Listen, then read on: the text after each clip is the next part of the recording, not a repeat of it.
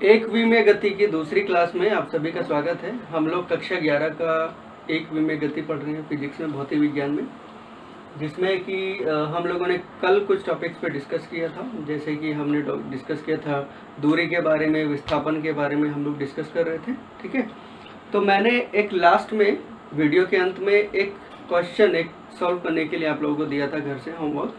तो पहले उस क्वेश्चन को सॉल्व कर लेते हैं, फिर आज की पढ़ाई शुरू करेंगे। तो ये सवाल क्या था कि कोई आदमी अपने घर से चलता है, पहले वो 50 मीटर उत्तर दिशा में चलता है, उसके बाद 40 मीटर पूर्व दिशा में चलता है, और उसके बाद 20 मीटर दक्षिण दिशा में चलता है, और उसके बाद चलने के बाद रुक जाता है। तो इस केस में ज्ञात करना है हमें कि उसने कितनी दूरी तय की और कितना विस्थापन उसने तय किया, ये हमें ज्ञात करना है। ठीक है,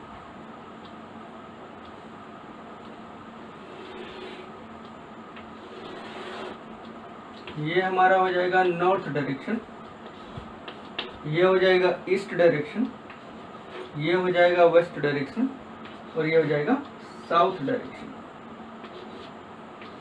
न्यूज़ देखते हैं ना आप लोग, न्यूज़ NEWS, यही है उसकी full form, north east west and south. तो सबसे पहले ये 50 मीटर चला है नॉर्थ डायरेक्शन में। चलिए 50 मीटर चलते हैं नॉर्थ डायरेक्शन में। यहाँ से चलना शुरू किया, ये मान लीजिए इसका घर है, मूल बिंदु। तो इस पॉइंट को मान लेते हैं, यहाँ से 50 मीटर चलते हैं। ये मान लीजिए 10 यूनिट है, ये 20 हो गया, ये 30 हो गया, ये 40 हो गया, और ये 50 हो गया। यहाँ पहुँच गया। ठीक है, 50 मीटर नॉर्थ डायरेक्शन में चल गया है। अब इसके बाद किधर चला है वो? इसके बाद चला है ईस्ट डायरेक्शन में। कितना चला है? 40 मीटर। नॉर्थ में 50 मीटर। ओके, अभी ईस्ट डायरेक्शन की इस तरफ है, ईस्ट डायरेक्शन में चलेंगे हम। ये मान लीजिए 10, 20, 30 एंड 40। तो यहाँ से चलने के बाद अगर हम यहाँ पे ड्रॉ करके देखें तो ये करीब यहाँ पहुँच जाएगा। ये आपका हो गया 40 मीटर, और ये जैसे कि मैंने बताया ये चला है इधर 50 मीटर। ठीक है, और इसके बाद क्या किया इसने? साउथ डायरेक्शन में 20 मीटर चला है, 20 मीटर इन साउथ डायरेक्शन। इसको अलग कलर से डिनोट कर लेते हैं। ये यहाँ से तक 10 है और ये 20 हो जाएगा, तो ये करीब यहाँ जाके रुक जाएगा। ये 20 मीटर साउथ डायरेक्शन में। ठीक है, तो यहाँ से चला, इधर गया, फिर यहाँ गया, फिर यहाँ गया, और यहाँ जाके रुक गया। ये इसका पाथ इसने ट्रेवल किया है। ठीक है, टोटल पाथ ये इसने ट्रेवल किया है। तो देख लेते हैं डिस्टेंस और डिस्प्लेसमेंट कितना होगा, यानी कि दूरी और विस्थापन कितना होगा, उसके द्वारा तय किया गया। तो दूरी ज्ञात करने के लिए सिंपल सा है कि जितना भी उसने पाथ ट्रेवल किया है उसको सीधे सीधे जोड़ देंगे। ठीक है, तो सीधे सीधे जोड़ देते हैं दूरी ज्ञात करने के लिए। तो दूरी इस केस में देखिए कितना हो जाएगा, आप सीधे सीधे जोड़ दीजिए। 50 मीटर प्लस 40 मीटर और प्लस 20 मीटर। तो ये आपका टोटल आ जाएगा 50 प्लस 40 90 और 20 110 मीटर। तो ये क्या हो गया? दूरी ज्ञात हो गई। ठीक है, सीधे सीधे ज्ञात कर लेंगे। उसके बाद हमें क्या ज्ञात करना है? विस्थापन ज्ञात करना है। तो विस्थापन ज्ञात करने के लिए जैसे कि मैंने बताया था, विस्थापन क्या है? विस्थापन दो बिंदुओं के बीच की न्यूनतम दूरी को हम लोग विस्थापन बोलते हैं। तो यहाँ पे दो बिंदु कौन से हैं? तो दो बिंदु, एक तो ये O है जहाँ से वो चलना शुरू किया अपने घर से, और जो फाइनल पॉइंट है वो ये है। कहने का मतलब ये है कि ये हमारा इनिशियल पॉइंट है, इसको प्रारंभिक बिंदु भी बोलेंगे। ये हमारा हो गया प्रारंभिक बिंदु, और ये हमारा हो गया अंतिम बिंदु।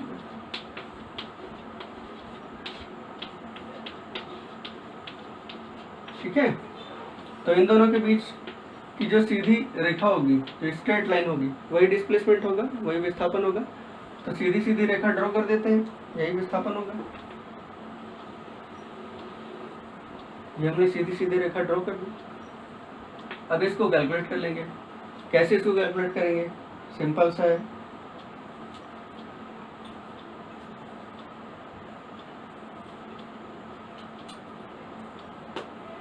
आप इसको थोड़ा सा आगे बढ़ा दीजिए, तो ये आप देख रहे होंगे एक समकोण त्रिभुज बन गया है, जिसमें ये एंगल कितना है 90 डिग्री है। ठीक है, समकोण त्रिभुज। अब इस समकोण त्रिभुज की भुजाएं देख लेते हैं कितने कितने मीटर लंबी है। तो ये जैसे मान लीजिए इनिशियल पॉइंट O है, इसको एक नाम दे देते हैं, ये मान लीजिए A दे देते हैं इस पॉइंट को नाम, और इस पॉइंट को नाम दे देते हैं B। तो OAB एक समकोण त्रिभुज बन गया है, जिसमें डिस्प्लेसमेंट क्या है OA है, ये हमें ज्ञात करना है। बाकी दोनों AB और OB कितना है देख लेते हैं। देखिए ये टोटल 50 मीटर है, इसमें से 20 मीटर कम हो जाएगा तो ये बचेगा 30 मीटर। ठीक है, ये पूरा कितना इससे ट्रेवल किया है 40 मीटर, तो ये कितना हो जाएगा 40। OA हमको ज्ञात करना है। तो समकोण त्रिभुज में आप सभी जानते हैं पाइथागोरस प्रमेय लगा देंगे, तो पाइथागोरस थ्योरम से क्या हो जाएगा OA का स्क्वायर इज इक्वल्स टू क्या हो जाएगा AB का स्क्वायर प्लस OB का स्क्वायर, मतलब कर्ण का वर्ग बराबर लंब का वर्ग प्लस आधार का वर्ग। ठीक है, तो ये कर देंगे। तो AB कितना दिया हुआ है यहाँ पे, AB दिया हुआ है हमको 30 मीटर, 30 का स्क्वायर हो जाएगा प्लस 40 का स्क्वायर हो जाएगा OB इजिकल्स टू कितना हो जाएगा, ये 900 हो जाएगा और ये 1600 हो जाएगा। दोनों को ऐड कर देंगे तो ये हो जाएगा 2500 OA स्क्वायर। ठीक है, तो OA इजिकल टू कितना हो जाएगा अंडर रूट के अंदर 2500। तो इसको कर लेते हैं सॉल्व। चलिए यहाँ देख लेते हैं ऊपर, तो OA इजिकल टू हो जाएगा अंडर रूट के अंदर 2500, और इसको अगर आप फर्दर कैलकुलेट कीजिएगा तो ये यहाँ पे कितना आ जाएगा 50 मीटर। तो डिस्प्लेसमेंट OA कितना आ गया 50 मीटर, यही इसका आंसर होगा। ठीक है, तो ये SC वर्मा किताब में दिया हुआ एक्सरसाइज का पहला सवाल है, बहुत आसान है। मैं यहाँ पे बताना चाह रहा था आप लोगों को विस्थापन के बारे में। तो हेडिंग आप लोगों को डालना है विस्थापन की गणना, मतलब कैलकुलेशन ऑफ डिस्प्लेसमेंट कैसे करते हैं। ठीक है, आप लोग हेडिंग डालिए विस्थापन की गणना।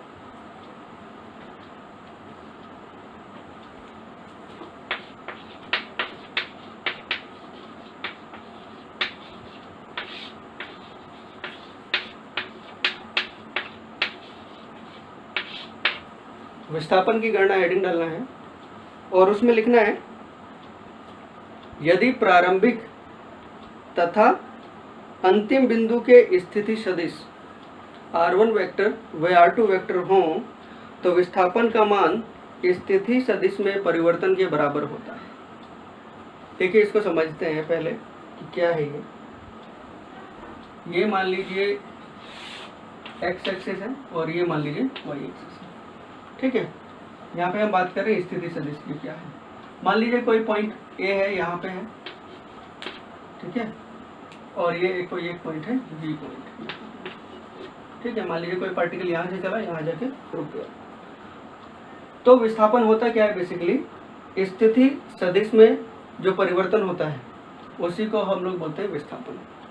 तो यहाँ पे A का स्थिति सदिश क्या होगा, देखिए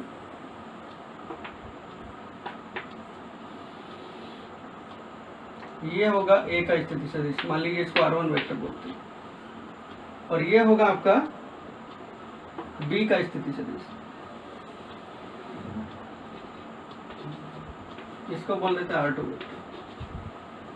ये क्या है, बिंदु A का स्थिति सदिश r1 वेक्टर, और r2 वेक्टर क्या है, बिंदु B का स्थिति सदिश, अगर ये मूल बिंदु है तो।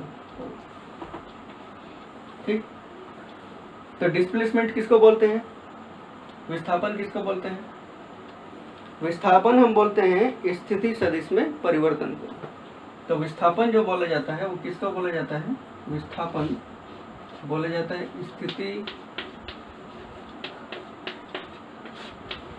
सदिश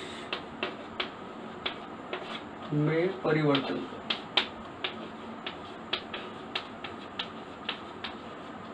यानी कि अगर मुझे लिखना हो डिस्प्लेसमेंट विस्थापन D इक्वल्स हो जाएगा आपका चेंज इन पोजीशन वेक्टर।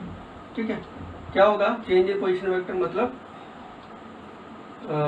आप देख लीजिए इसको कैसे लिख सकते हैं हम, r2 vector minus r1 vector. Final minus initial position vector कर देंगे। तो यहाँ पे अगर देखा जाए तो ये क्या हो जाएगा, R2 कितना है, OB वेक्टर के बराबर। इसको ऐसे भी लिख सकते हैं, OB vector minus OA vector. ठीक है, यही है हमारा डिस्प्लेसमेंट D।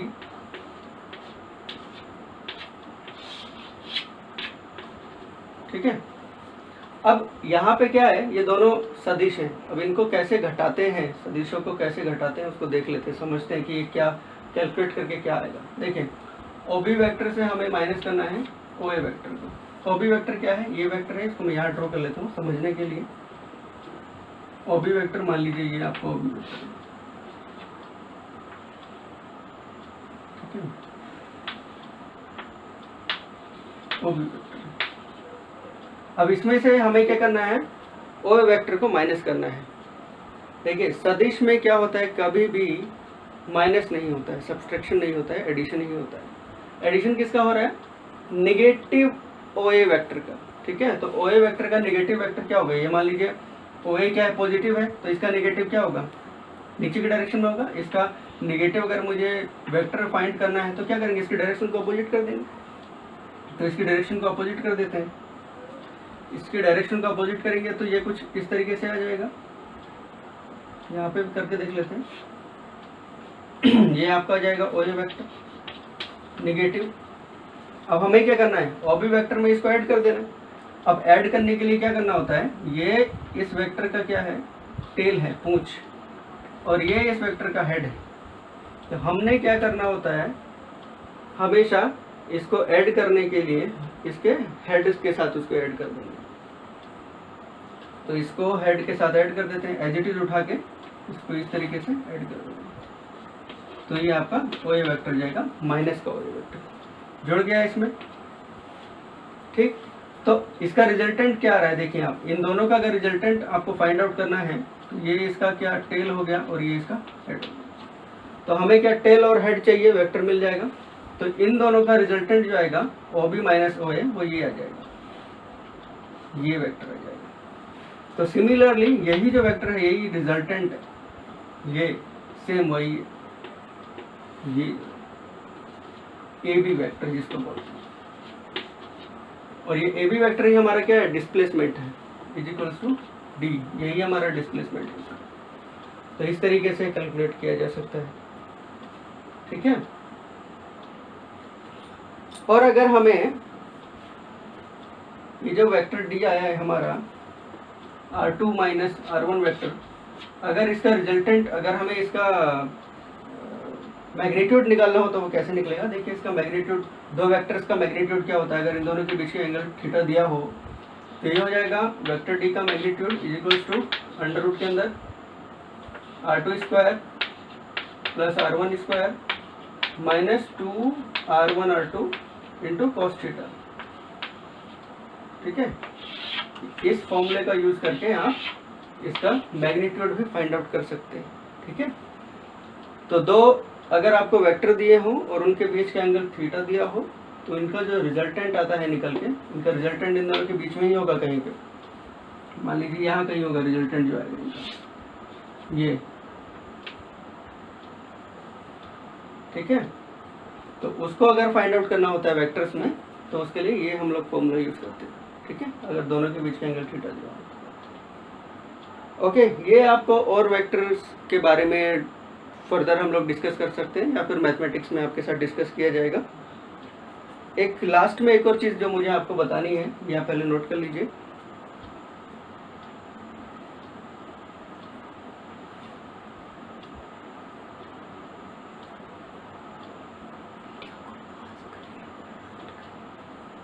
हो गया नोट? ओके,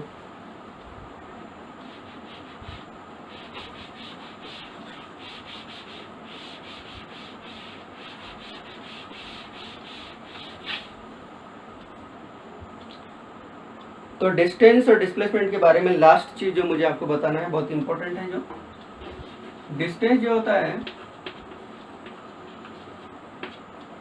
वो आपका हमेशा पॉजिटिव होता है, धनात्मक होता है, और वो कितना भी हो सकता है, इनफाइनाइट तक। और जो हमारा डिस्प्लेसमेंट होता है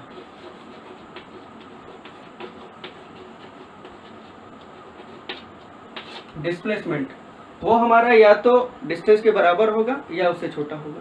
ठीक है, इसको अगर हम हिंदी में लिखना चाहें तो दूरी जो होगी हमारी ये, और ये हमारा क्या हो जाएगा, विस्थापन।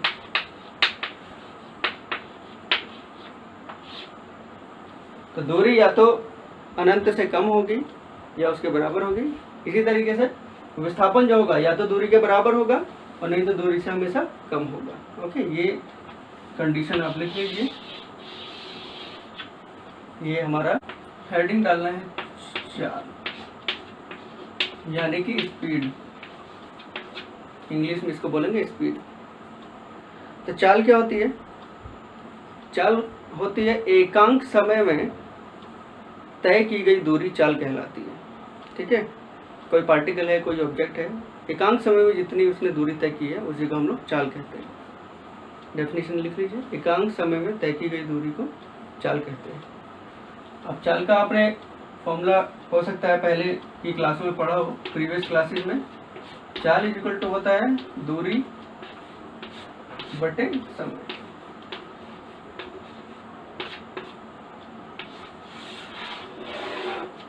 चाल बराबर दूरी बटे समय। चाल क्या है? एक अदिश राशि है।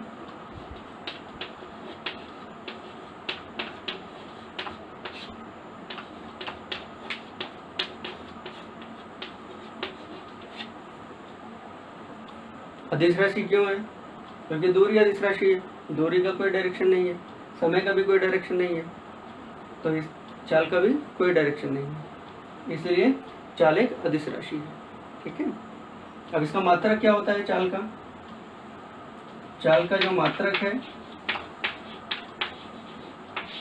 ये आपका हो जाएगा मीटर पर सेकेंड। ठीक है, मीटर पर सेकेंड बोल सकते हैं या किलोमीटर पर आवर भी बोल सकते हैं। ठीक है, किलोमीटर पर आवर और मीटर पर सेकेंड में क्या रिलेशन होता है वो भी आप देख लीजिए। 1 kilometre per hour is equals to होता है 5/18 मीटर पर सेकेंड। ये भी आप नोट कर लीजिए, 1 kilometre per hour is equals to 5/18 metre per second. इसके बाद आपको नोट करना है इसी में स्टार बना के, यदि कण समान समय में समान दूरी तय करता है, मतलब समान समय में समान दूरी तय कर रहा है, तो इसका मतलब कण की चाल क्या होगी? नियत होगी, कि कण की चाल नियत है, अन्यथा असमान है या फिर परिवर्ती है। ठीक है, नोट किया आपने पॉइंट? तो पॉइंट हमें नोट करना है, यदि कण समान समय में समान दूरियां तय करता है तो कण की चाल एक समान या नियत कहलाती है, अन्यथा असमान या परिवर्ती कहलाती है। इसके बाद आपको हेडिंग डालना है औसत चाल, एवरेज स्पीड।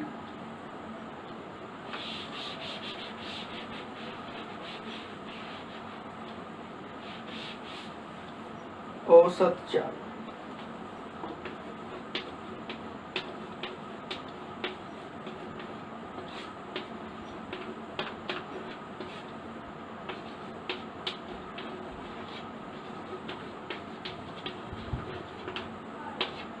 औसत चाल यानी कि एवरेज स्पीड क्या होता है? यदि कोई कण, डेफिनेशन आप नोट कर सकते हैं, यदि कोई कण परिवर्ती चाल से किसी निश्चित दूरी को तय करता है तो कण की औसत चाल उस नियत चाल के बराबर होती है जो समान दूरी को समान समय में तय कर सकती है। देखिए कहना क्या चाह रही है, ये मान लीजिए कोई एक कार है,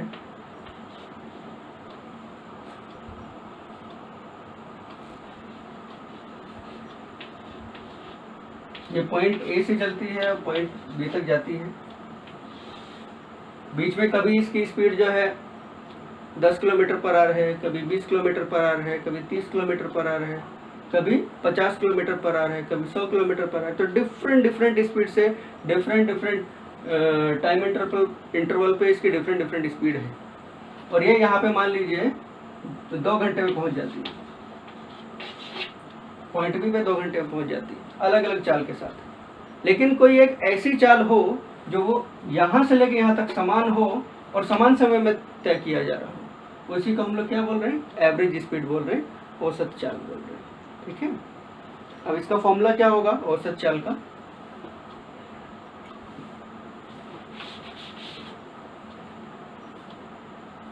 औसत चाल बराबर होगा आपका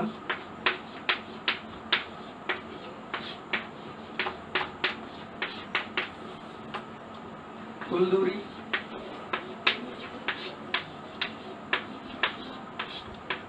डिवाइड बाई कुल समय।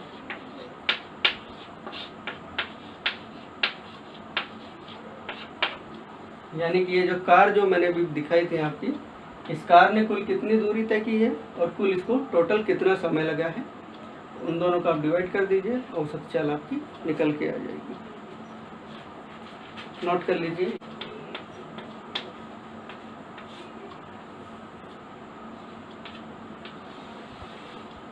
औसत चाल की गणना कैसे करेंगे?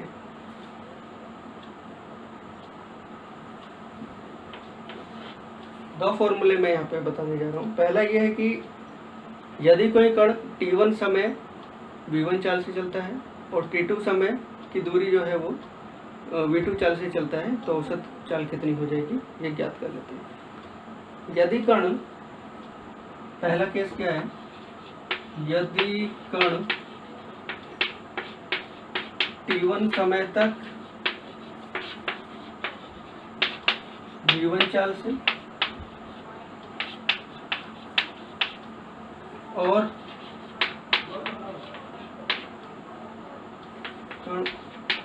t2 समय तक v2 चाल से अगर चले तो औसत चाल क्या हो जाएगा, ये देखिए औसत चाल आपका हो जाएगा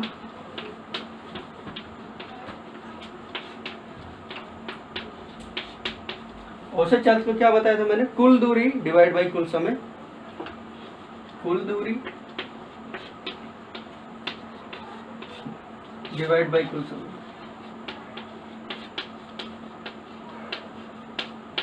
अब देखिए दूरी यहाँ पर डायरेक्टली नहीं दी है, लेकिन हमें पता है दूरी बराबर क्या होता है, चाल गुणा समय। तो चाल कितना है यहाँ पे v1 और समय कितना है t1। ठीक है, तो एक तो दूरी ये हो गई जो v1 इंटू t1 हो जाएगा और प्लस v2 इंटू t2, और कुल समय कितना हो जाएगा t1 प्लस t2। ये आपका आ गया औसत चाल यानी कि एवरेज स्पीड। ठीक है, ये आप नोट कर लीजिए। एक केस बनता है इसमें, यदि समय बराबर दिए हों, यानी कि यदि समय बराबर दिए हों, पहला भी नोट कर लीजिए, बता दो।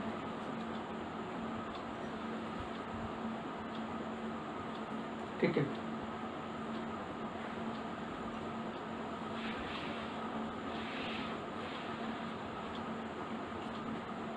अब इसमें यदि समय बराबर दिए हो, मतलब t1 इक्वल्स टू t2 हो जाएगा।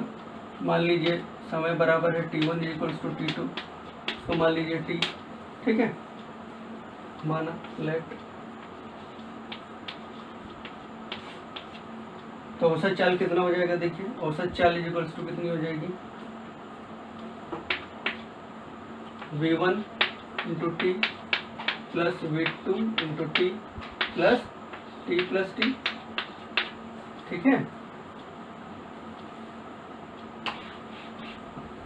तो ये कितना हो जाएगा, टी ऊपर से कॉमन ले लेंगे, तो ब्रैकेट में क्या बचेगा v1 प्लस v2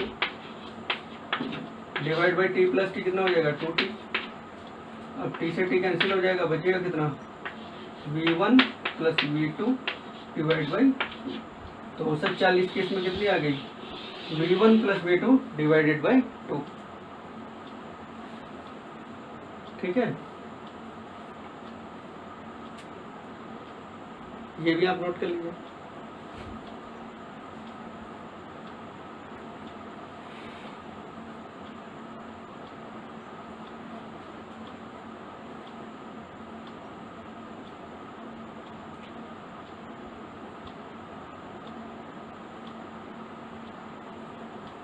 हो गया? ओके, आगे बढ़ते हैं फिर। एक केस तो ये था, दूसरा एक और केस है औसत चाल की गणना के लिए।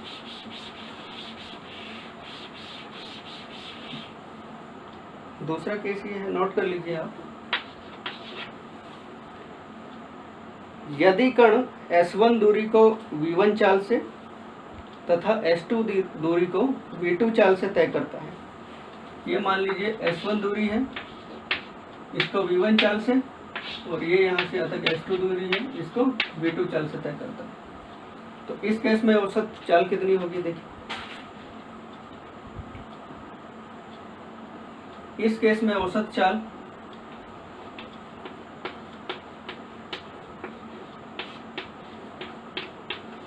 इज इक्वल्स टू वही, फिर से कुल दूरी डिवाइड बाई कुल समय। तो कुल दूरी तो सिंपल दी हुई है, क्या? S1 प्लस S2 प्लस समय। अभी समय हमें नहीं दिया हुआ है कि यहाँ से तक समय कितना लगा और यहाँ से तक जाने में समय कितना लगा, तो समय हमें कैलकुलेट करना पड़ेगा। अब आप सब जानते हैं दूरी बराबर क्या होता है? चाल गुणा समय। तो समय बराबर क्या हो जाएगा? दूरी डिवाइड बाई चाल। ठीक है, तो भाई आप कर दीजिए। दूरी कितनी दी हुई है? S1 डिवाइडेड बाई चाल कितनी है? V1 plus S2 divided by V2। ठीक है, यह औसत चाल हो जाएगी। इसमें भी एक केस बनता है, यदि if S1 is equals to S2। मान लीजिए जो दूरी यहाँ से यहाँ तक चली है और ये जो दूरी चली है, दोनों दूरी समान है, बराबर है। तो उस केस में औसत चाल क्या हो जाएगा? देखिए, इसको S मान लेते हैं। ठीक है, तो ये क्या हो जाएगा? S1 प्लस S2 यानी कि S plus S divided by क्या हो जाएगा? S by V1 plus S by V2। ठीक है, S कॉमन ले लेंगे, ये पूरा कितना हो जाएगा? 2S divided by S common ले लिया, यहाँ बचेगा 1 by V1 plus 1 by V2। S से S कैंसिल हो जाएगा, इसको इधर कैलकुलेट कर लेते हैं। क्या हो जाएगा? 2 बचा वहाँ पे, divided by 1 by V1 plus 1 by V2। तो V1 V2 एलसीएम ले लेते हैं। तो V1 V2 एलसीएम ले लिया, V1 से V1 कट जाएगा, बचेगा V2 प्लस V2 से V2 कट जाएगा, बचेगा V1। अब ये कहाँ चला जाएगा? ऊपर। तो ये हो जाएगा 2V1 V2 divided by V1 plus V2। ये आपका क्या आ गया? औसत चाल।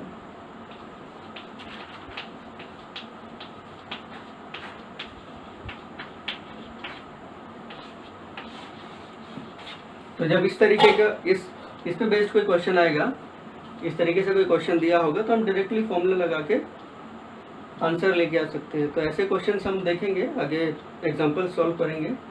अभी आप फिलहाल ये नोट कर लीजिए।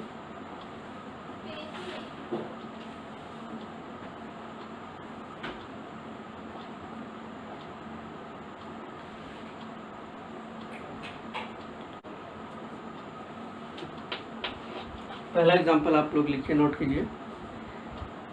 एक कार 10 मिनट तक 18 किलोमीटर पर आवर, फिर 30 मिनट तक 54 किलोमीटर पर आवर तथा अंत में 20 मिनट तक 36 किलोमीटर पर आवर की चाल से चली। तो इस केस में हमें औसत चाल ज्ञात करना है। मैं यहाँ पे प्लॉट करता हूँ क्वेश्चन। क्या दिया हुआ है? एक कार है, यहाँ पे मान लीजिए कार है।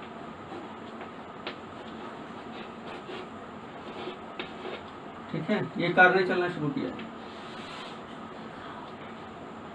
तो बोल रहे हैं कि पहले 10 मिनट तक चली है ये 18 किलोमीटर पर आवर की स्पीड से। तो पहले 10 मिनट चली किस स्पीड से? 18 किलोमीटर पर आवर की स्पीड से।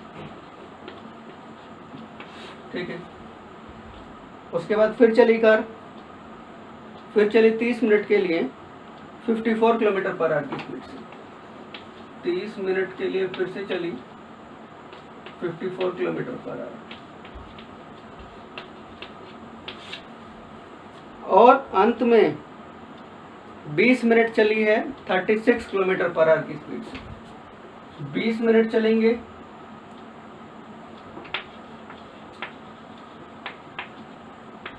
36 किलोमीटर पर आवर की स्पीड से। इस केस में औसत चाल ज्ञात करना है। ठीक है, कैसे करेंगे? वही लगा देंगे v1 t1 plus v2 t2 plus v3 t3 divided by t1 plus t2 plus t3। जो फॉर्मूला अभी अभी हमने ड्राइव किया है, तो औसत चाल इक्वल्स टू कितना हो जाएगा, v1 t1 plus v2 t2 plus v3 t3 divided by t1 plus t2 plus t3। ठीक है, औसत चाल क्या बताया था मैंने, कुल दूरी डिवाइडेड बाई कुल समय। तो दूरी यहाँ पे डायरेक्टली दी नहीं है, तो चाहे तो आप दूरी कैलकुलेट करके फिर टोटल टाइम से डिवाइड कर सकते हैं, या फिर ये फॉर्मूला लगा के भी आप सॉल्व कर सकते हैं। दोनों तरीके से कर सकते हैं। चलिए इसको देखते हैं क्या होगा। ये आपका हो जाएगा v1 यानी कि 18 kilometre per hour into 10 minute plus 54 kilometre per hour into कितना minute, 30 minute plus 36 kilometre per hour into 20 minute divided by कितना हो जाएगा, t1 plus t2 plus t3। 10 minute, 30 minute, 20 minute, तो टोटल कितना हो जाएगा, 23 और 10 40 और 20 60 मिनट। 1 घंटे तक ये गाड़ी चलेगी। ठीक है, तो यहाँ पे क्या होगा, ये मिनट मिनट मिनट ये सब मिनट दिया हुआ है, मिनट से मिनट कैंसिल हो जाएगा। आंसर हमारा किस में आएगा, किलोमीटर पर आवर में आएगा। ठीक है, तो सॉल्व कर लेते हैं क्या होगा। देखिए क्या होगा इसमें, ये 0 जो है, आप अगर यहाँ ऊपर 10 अगर कॉमन लेंगे, 10 कॉमन लेंगे तो सबसे 10 कॉमन हो जाएगा, बाहर आ जाएगा, और ये 0 जो है कट जाएगा। ठीक है, मैं थोड़ा सा शॉर्टकट यहाँ पे कर रहा हूँ। तो ये 0 कैंसिल, ये 0 कैंसिल, ये 0 कैंसिल। ठीक है, क्योंकि डिवाइड में है, ये इसके नीचे भी है, इसके नीचे भी है और इसके नीचे भी है। ठीक है, तो ये 0 0 0 कैंसिल हो गया। ठीक है, अब देखिए ये 6 से कितनी बार कट जाएगा, 3 बार। 6 से ये 3 बार कट जाएगा, तो यहाँ क्या बचेगा, सिर्फ 3 बचेगा। प्लस अब ये 6 से कितनी बार कटेगा, 9 बार कट जाएगा, तो 9 इंटू 3 करेंगे तो कितना हो जाएगा, 27 हो जाएगा। प्लस 6 से कितनी बार कट जाएगा, 6 बार कट जाएगा। ठीक है, तो 6 इंटू 2 करेंगे तो कितना हो जाएगा, 12 हो जाएगा। ठीक, तो यहाँ पे टोटल आप देख लीजिए कितना हो जाएगा, 27 और 3 30 और प्लस 12 42। तो ये आपका हो जाएगा 42 किलोमीटर पर आवर। ठीक है, आंसर मीटर सेकंड में पूछा गया है हमसे, तो एक काम करते हैं, इसको 5/18 से मल्टीप्लाई कर देते हैं, तो 42 किलोमीटर पर आवर आंसर आया है हमारा। ठीक है, तो इसको 5/18 से मल्टीप्लाई कर देते हैं, तो ये 3 से कट जाएगा, 3 6 18 और ये 14 बार कट जाएगा, और कट जाएगा ये हो जाएगा आपका 7 इंटू 5 35/3। अब इसको और कैलकुलेट कर लेते हैं, तो 3 से 1 बार कट जाएगा, 3 1 जा 3, 5 उतार लेंगे नहीं, और उसके बाद क्या, 3 1 जा 3 फिर से हो जाएगा, क्या बचेगा, 2 बचेगा, 3 6 जा 18। तो आगे कैलकुलेट करते जाएंगे, तो पॉइंट के बाद एक डिजिट तक कैलकुलेट कर लेते हैं, तो 11.6 मीटर पर सेकेंड इसका आंसर आपका आ जाएगा। ठीक है, ये आप नोट कर। जितना ज़्यादा से ज़्यादा आप न्यूमेरिकल सॉल्व करेंगे, प्रैक्टिकली समझने की कोशिश करेंगे, उतना ज़्यादा आपको समझ में आएगा। ठीक है, तो सवालों के ज़रिए ही फिजिक्स को अच्छे से समझा जा सकता है। एक और सवाल देखते हैं यहाँ पे, इसी से रिलेटेड है। दूसरा सवाल नोट कर लीजिए आप। सवाल ये है कि एक मोटरसाइकिल 36 किलोमीटर पर आवर की चाल से पहाड़ी पर चलती है, पहाड़ी पर चढ़ती है, ये चलती है ऊपर की दिशा में, तथा 54 किलोमीटर पर आवर की स्पीड से, की चाल से नीचे उतरती है। तो इस केस में एवरेज स्पीड आपको बताना है। देखिए क्या होगा, ये कोई मोटरसाइकिल है,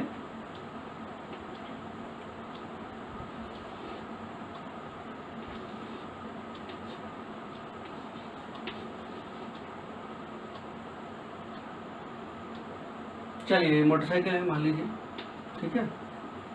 तो पहले तो ये चढ़ी ऊपर, ठीक है, मान लीजिए चढ़ गई होगी ऊपर, ठीक है। कितनी चाल से चढ़ी? 36 किलोमीटर पर आवर की चाल से चढ़ी। और कितनी चाल से उतरी है फिर नीचे? 54 किलोमीटर पर आवर की चाल से नीचे उतर गई, ठीक है। तो ये ऊपर चढ़ी और ये नीचे उतर गई, ठीक। इस केस में पूछ रहा है कि एवरेज स्पीड औसत चाल क्या होगी, ठीक है।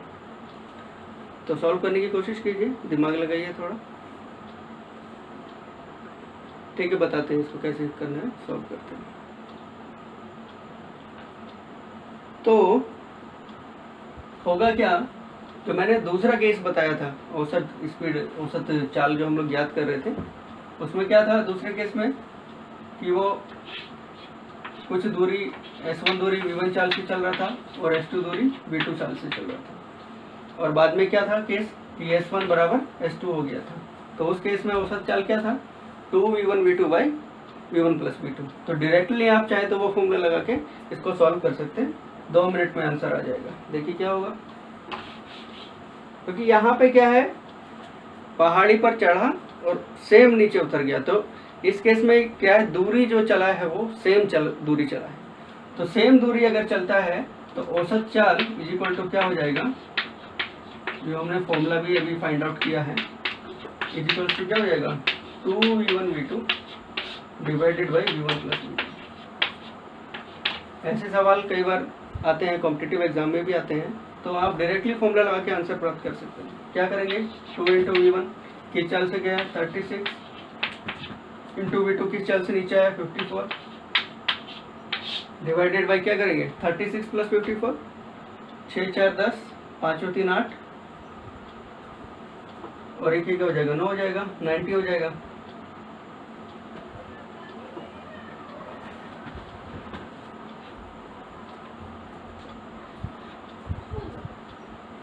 ठीक है, तो इसको सॉल्व कर लेते हैं।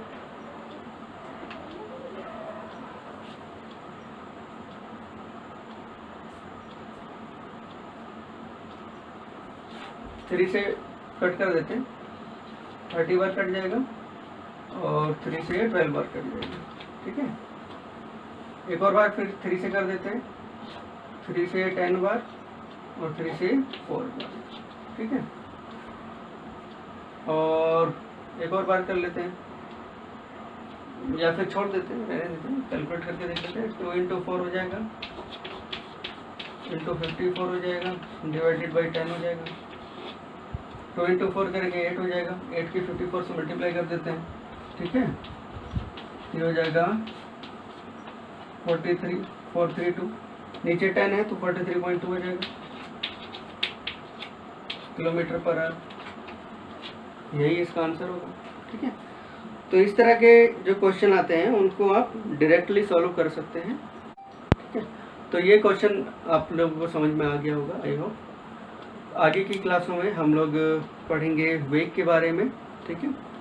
और अगर आपको कोई भी समस्या अगर आपको आती है पढ़ाई के दौरान, तो आप कमेंट बॉक्स में आप कमेंट कर सकते हैं, और मैं कोशिश करूँगा कि आपके आंसर जो भी क्वेश्चन होगा उसका आंसर मैं आपको कमेंट बॉक्स में देने की कोशिश करूँगा, ठीक है। So thank you very much, आज के लिए इतना ही। कल फिर मुलाकात होगी आप लोगों से नेक्स्ट वीडियो में, तब तक के लिए थैंक यू, बाय।